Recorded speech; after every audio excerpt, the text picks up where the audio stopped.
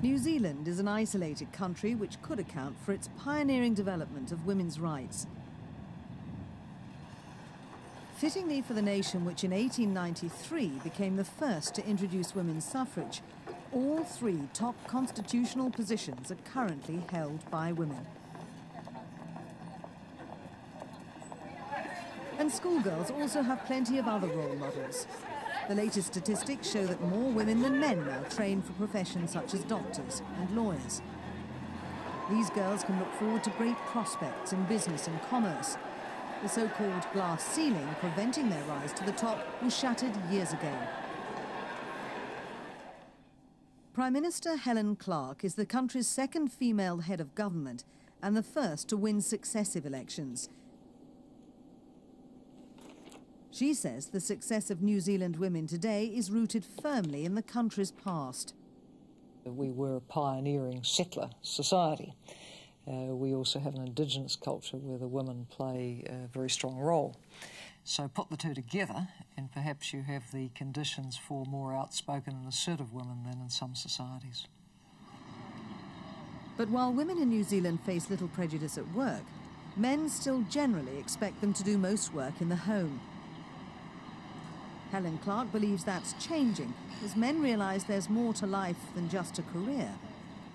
I think in terms of recognition that women can hold any position and do it as well as, if not better than, a man, yes, we're there.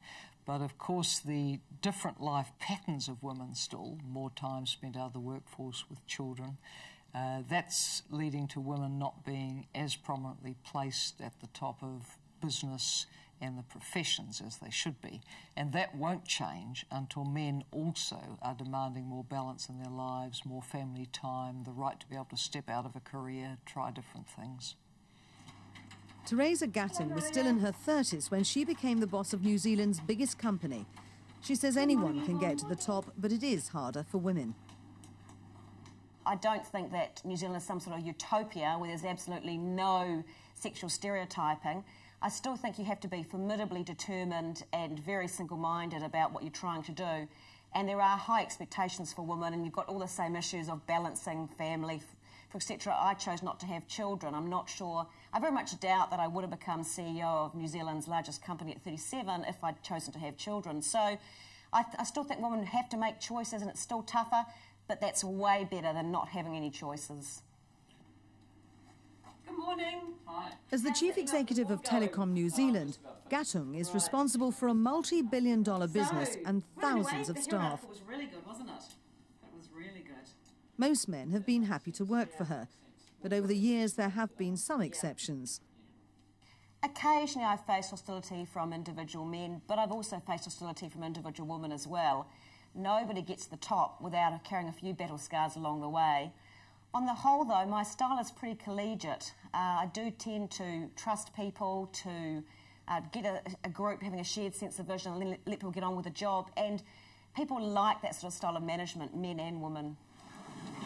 New Zealand has a fine record in empowering women, but the so-called New Girls Club at the top of society is criticised by some people as an anomaly. In common with most other Western nations, New Zealand women earn less than men. Last year, they were paid less than 2/3 than that of their male counterparts. But women are catching up. They're staying in education longer, and there are more of them. The 2001 census registered 105 women for every 100 men. That's something male politicians might want to remember.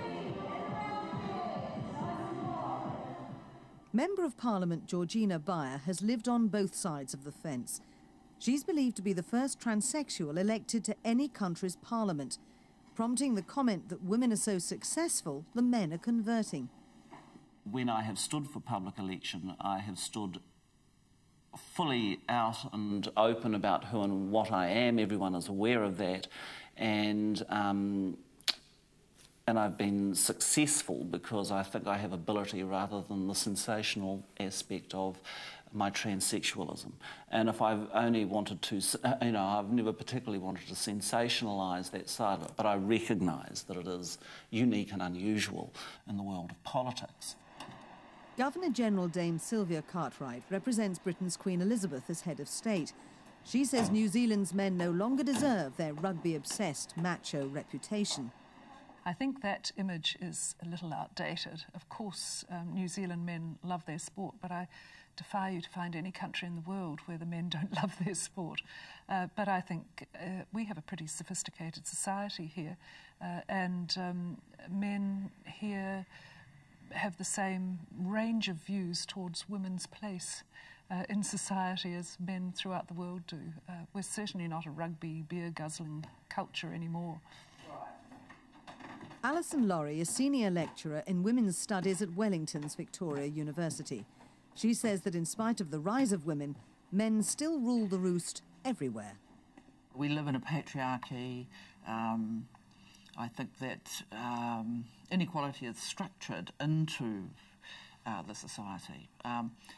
I think that the existence of a few prominent women in senior positions in some of these areas can be misleading.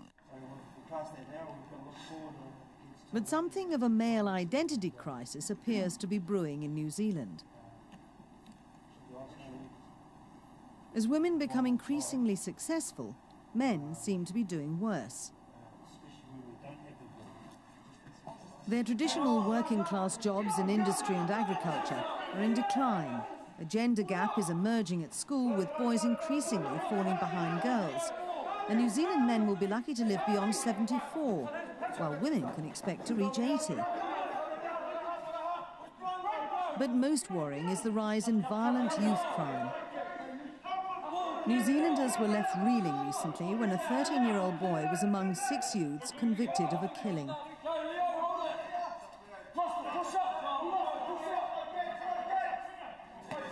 Hardly anyone wants to reverse the gains made by women, but there is an increasing belief that something must be done about the growing number of disenchanted, socially excluded young men. It would seem to be clear that if you have large numbers of unemployed males in a society, especially young males, then they can be very troublesome, and that one does need to ensure that they are skilled, educated, able to be employed and occupied. Otherwise there can be other kinds of societal problems which emerge because of that. Times are changing in New Zealand. Nowhere else have women progressed so far, so fast, and become so politically powerful. But despite the great strides made in politics, women in many categories such as banking, industry and agriculture still lose out to the men in terms of influence, power and pay. More than a century after getting the vote, there's still some pioneering work to be done.